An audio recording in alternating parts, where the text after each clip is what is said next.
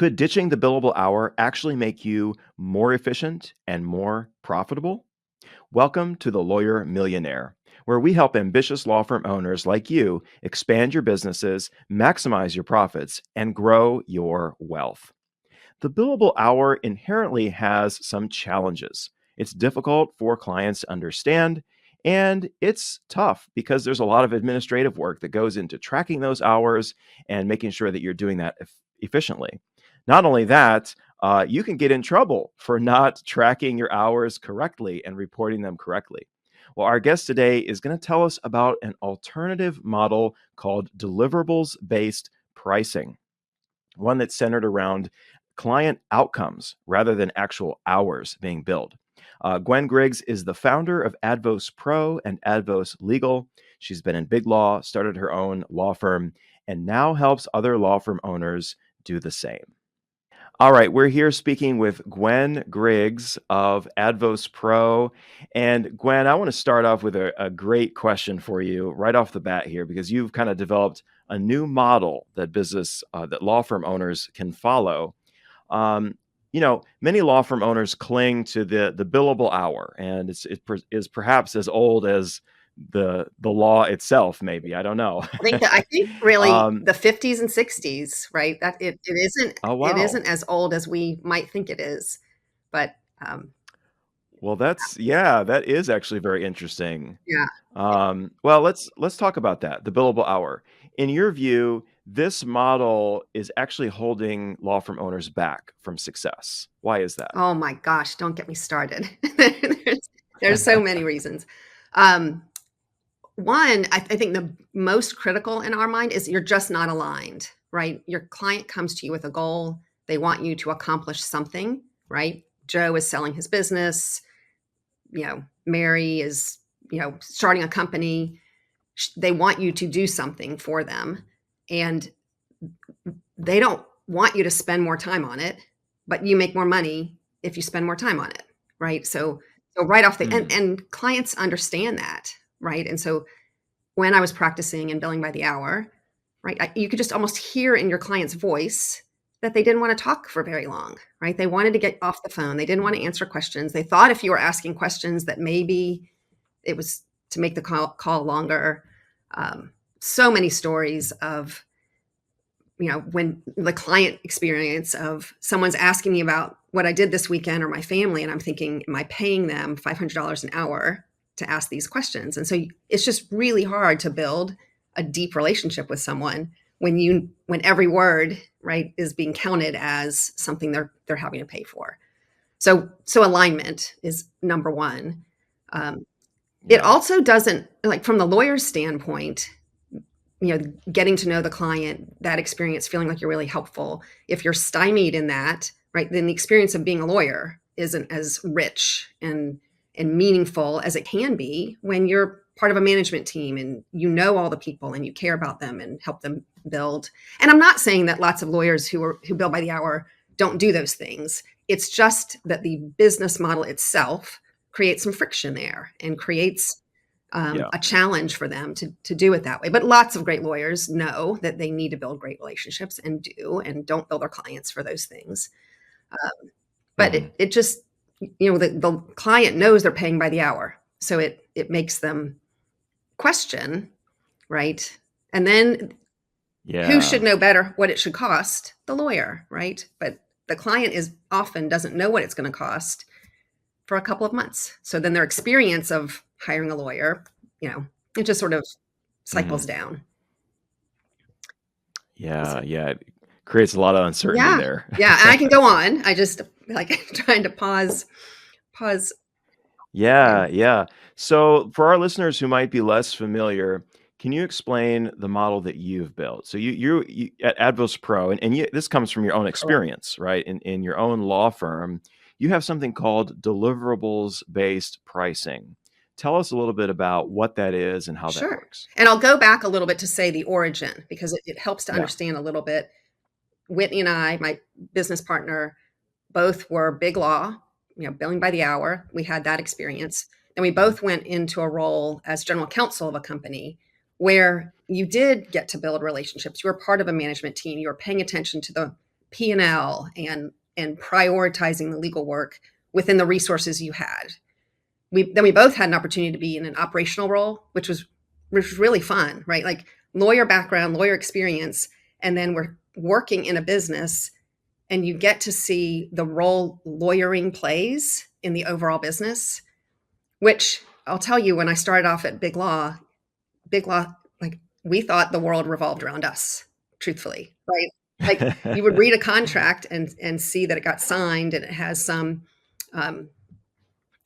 unfavorable indemnity, and the lawyers would all like, I can't believe the CEO signed this contract, right? But they're not thinking about all the other reasons that the business needs to sign that contract, and it's not driven by the chance that there's going to be a dispute down the road. So we took all of those things, and some of it understanding that a lot of businesses, their expertise, their effort, complexity, right? That is a component of what they're selling, just like what lawyers are doing, but they're not selling based on hourly billing. And the client knows what they're paying beforehand. They make a commitment. They know what it's going to cost. They're able to budget. They're able to predict. They're able to be in control.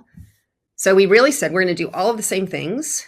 We're just going to price it differently. So instead of paying for how long did it take us, we're going to pay for what did we actually deliver. And in a complex project, there can be 50 deliverables, right? There can be a lot of different things that are components of that. And we may not know on the front end what all those deliverables are going to be, but we adopted sort of agile Scrum thinking and said, we know what the ultimate goal is, and we can plan the next 2 weeks, 4 weeks. And because we have a lot of experience, we can tell you what you're probably going to spend within this range.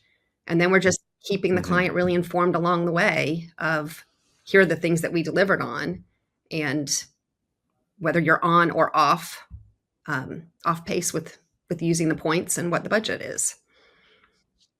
Yeah, absolutely. That's wonderful. I love thinking about new ways of doing pricing. In the financial world, I mean, pricing has evolved in many ways. There were the old commission-based structures got replaced with fee-based structures. And in our business, we've replaced that with a flat monthly fee to try to really align the fee with the services, because we felt like, the old models were just too murky. So this is great. You have this new idea in the legal world, and I love it. How is this better? It's obviously better for the clients because they have that certainty. They know where they're going. They kind of anticipate what it's going to cost. Talk to us a little bit about how this is better for you as a law firm owner. Sure. Well, and I'll say we are metrics driven in everything we do. So we think of thrilled clients, thriving team, strong community, outsized results. Those are our 4 pillars, and we measure each of them, right? So thrilled clients, we use an NPS score, Net Promoter Score, so that we know what our clients think and get feedback. That's been a phenomenal tool. The thriving team, right? We survey our employees similarly, right? So doing basically a Net Promoter Score for our employees. Then for us, it's a couple of things. One, it's we really do build those relationships that we love with our clients. So that makes the experience of lawyering, like you're advocating for someone you really believe in. You're vested in their wins, and that just makes practicing law more enjoyable. But it also, because we are being paid for delivering, we now have every incentive to use technology, to adopt AI, to find efficiencies and take what I call the drudgery out of lawyering, including tracking every 6 minutes of your day, right? Which is not a fun, it's not, however long it takes you, it's not fun time, right? You're not enjoying writing down every 6 minutes or capturing every 6 minutes of your day. So we've taken all that out. We've replaced it with more efficiency. Our team gets to learn faster. Like it's just that virtuous upward cycle of which is what happens when people are aligned, right? When we're all aligned for the same goal, then we're all rowing really hard. And then for us too, far more profitable than than it was in an hourly billing model for lots of reasons. One, we're fully, the client pays in advance. So we have no receivables questions. We have none of those awkward conversations and hard Okay. conversations.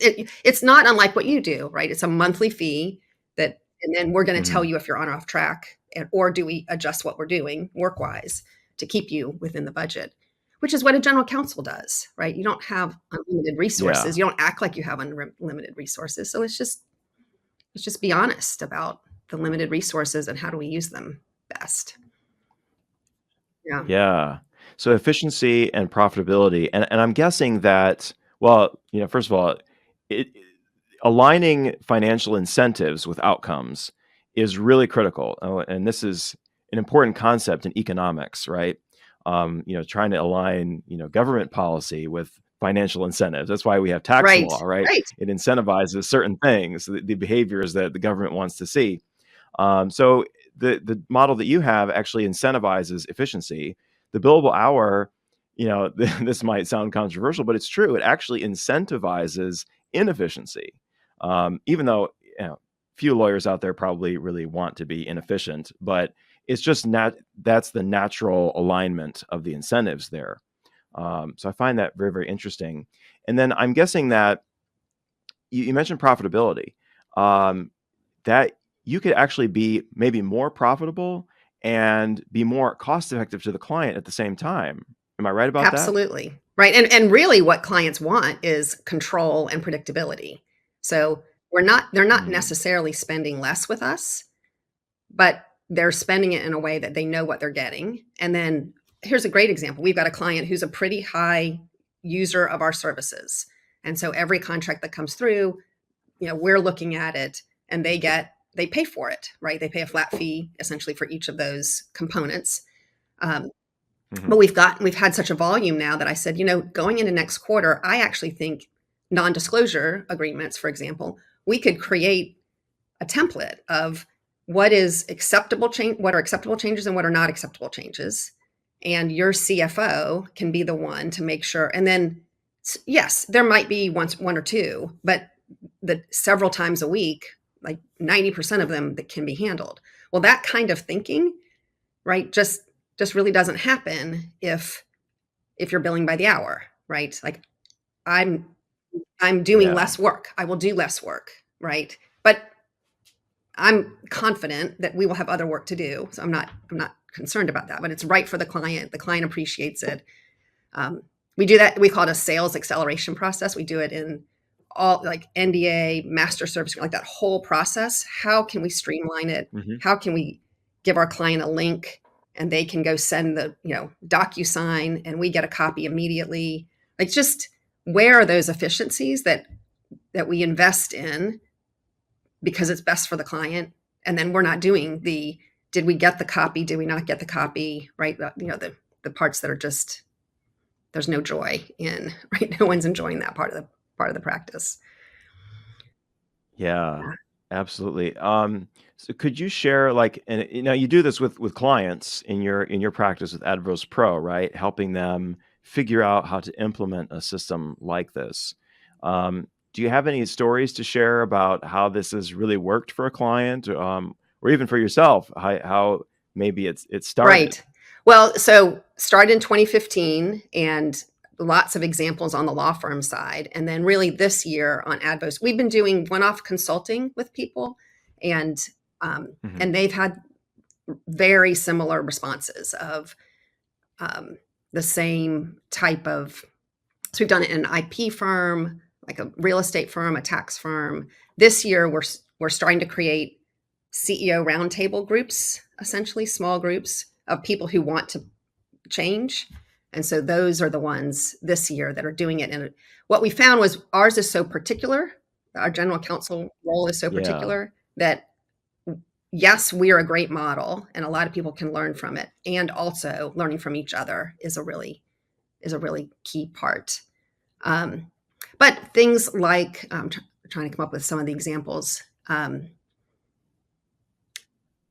Let's break it down. Like, how would you start thinking about this in a law practice? Maybe pick a specific practice area and give us an example of how we might start to break this down, transforming from the billable hour into a more deliverables Sure. based system? And I'll the one that probably comes to mind easiest is an intellectual property practice, which we have had Okay. clients that have done this, and one I'm thinking of in particular.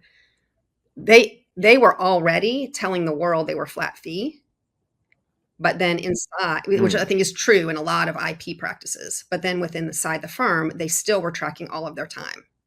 And so what was Okay. happening was they still had all the administrative burden of tracking all your time, looking at your time. Then they had to allocate time among the people who were working within the firm, right? And so there was a lot of administrative burden with some of the partners doing the allocation between, but on a matter. So we were able to come in and help them think, 80% of the time it's probably going to be the same. So how can we put in an automated system that says 80% of the time, this is the default? And then there might be some exceptions, but you're looking at just those exceptions. So you're reducing the hours spent on tracking time and billing and allocating credit. I think in that example, we went from like 40 hours in a month to like 2 or 3. So that is not billable time, right? Okay. Like that is administrative time, right? Which means you're going to be more profitable, right? Because you're not paying your people to do that part of the work. Okay, yeah. So you free up a lot of time just on the administrative side, not having to track the hours. And that's very interesting that they were, had that like a flat fee system, that for their clients, but internally they were still kind of thinking in the old way of the billable hour, Yeah, right? which I think is really common. And I'll say too, when we talk with clients, so like our clients who are clients all believe there is a better way, right? They believe there should be a better way, and they're learning it and putting it into practice.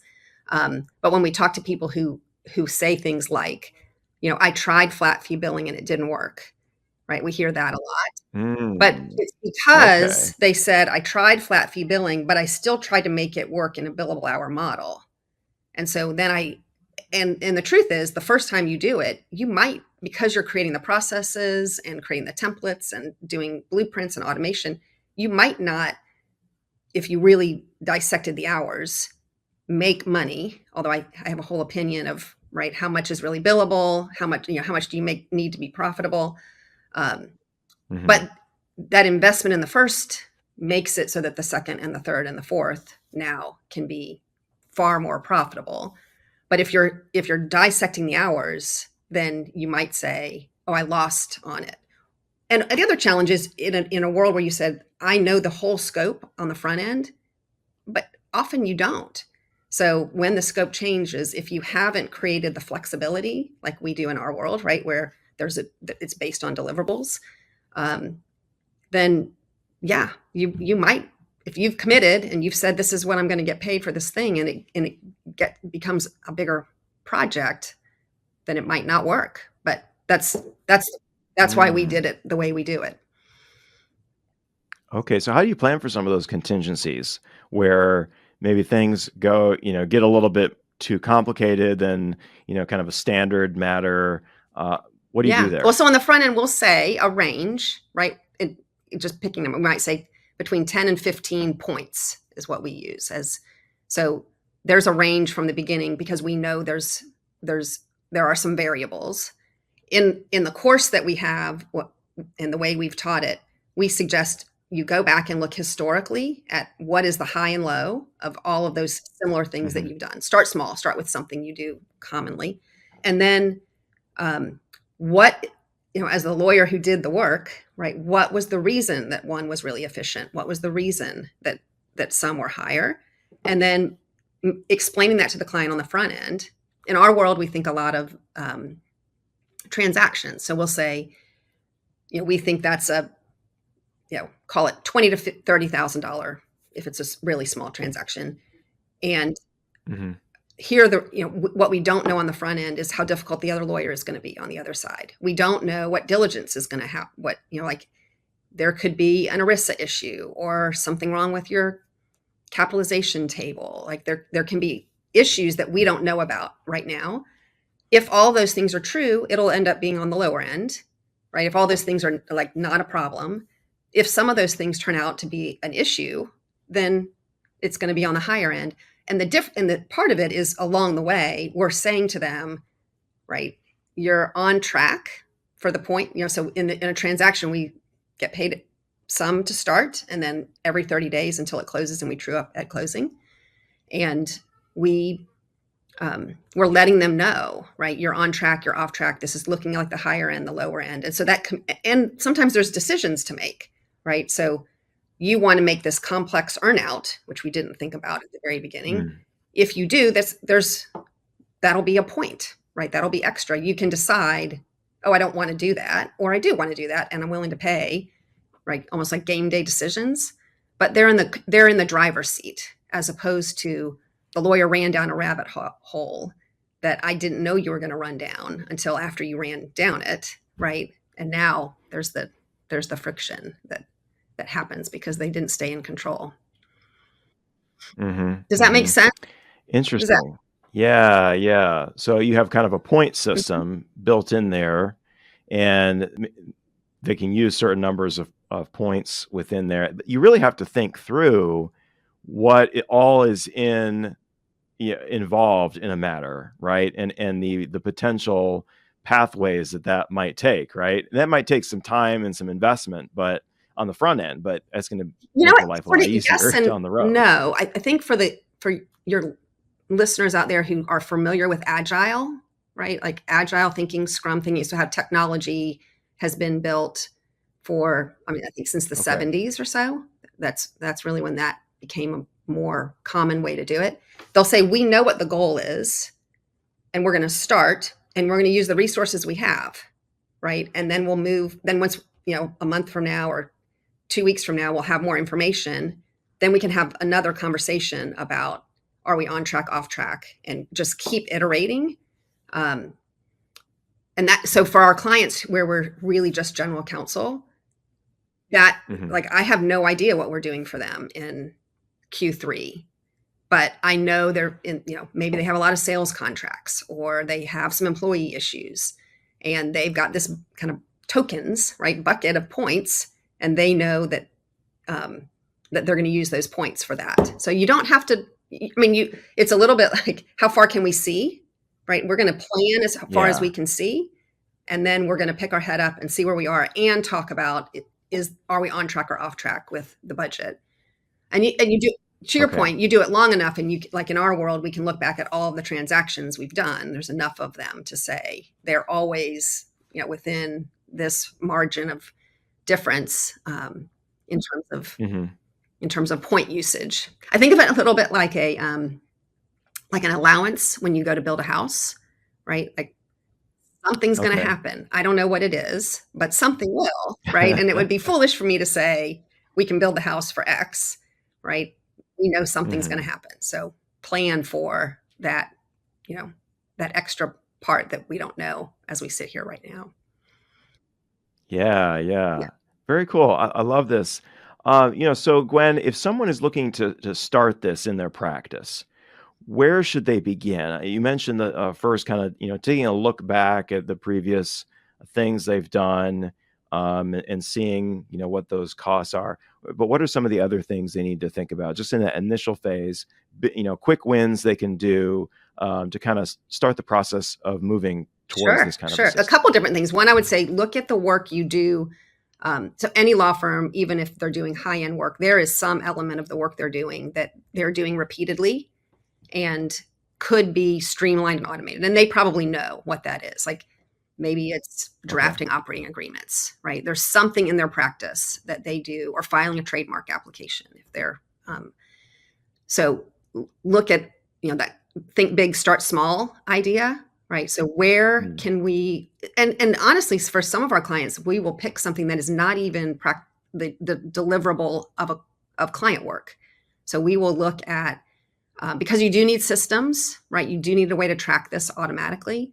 We'll look at your onboarding process, right? Where is it in our onboarding process that we can create efficiency and the team get really used to that agile thinking of like, we are going to get better every single time we do it. We're going to document every single time we do it. We're not going to have some like large SOP process. We're going to, when the project is right in front of us, we are going to just document what we're doing along the way and we call it a QA check, get someone to check the work and make sure we agree. But now we've got a documented process. Now we can be more efficient every time. Where can we automate? The nice thing about starting with something that's not client facing is the team gets sort of used to that if that's the direction you're heading. Mm-hmm. But if you pick something like operating agreement, trademark application, whatever, documenting it, because ultimately you're trying to get more efficient. That's the goal, right? But looking back historically at your numbers to see what it for that thing we picked, what are some variables? What have we spent historically? And then because you've got a document with the process, you've got this, where are the milestones along the way, right? So how can we break it into pieces that can have components? Great. Well, I hope many law firm owners listening find the courage to start moving in this kind of a direction. I think it's really innovative. Gwen, lastly, I want to give you an opportunity to talk a little bit about what exactly you do with Advos Pro and where people can learn more about you if they want to learn more or get in touch with you. I love that. Thank you. So we have a website, Advos Pro, that is a great place to learn more about what we've done. We've had a CLE that you can access from the website. We're on LinkedIn. That's really the platform where you're going to find the most about us. We also do an event once a month called Off the Clock, and it's completely free. Like, we are passionate that the profession needs to change, right? So people who become clients of ours obviously are paying, but there's a whole lot of content out there where we're trying to help people understand what are the things they could do so that they run their business more like a business. The business serves them. We say, build a promance, right? A law firm you love that loves you back. I love it. So lots of content on our website. And then we have the Off the Clock, and we have this free community for law firm owners to share ideas, to refer work back and forth, to ask questions about, right, how to solve a particular problem. So, and we've shared in that community, when people will ask, like, what is the one pager that we use with our clients? Like, it's out there. We're happy to share. I really do think there's a better way, and clients love it. And so, like, everyone should have happy clients. That would be a great mission. Absolutely. Yeah. Wonderful. Well, Gwen, thank you so much for joining us today. A lot of great resources you mentioned there. We'll make sure to put all those in the show notes. So if you're listening, make sure you check out the show notes so you can connect with Gwen and learn more about Advos Pro and the work that they do.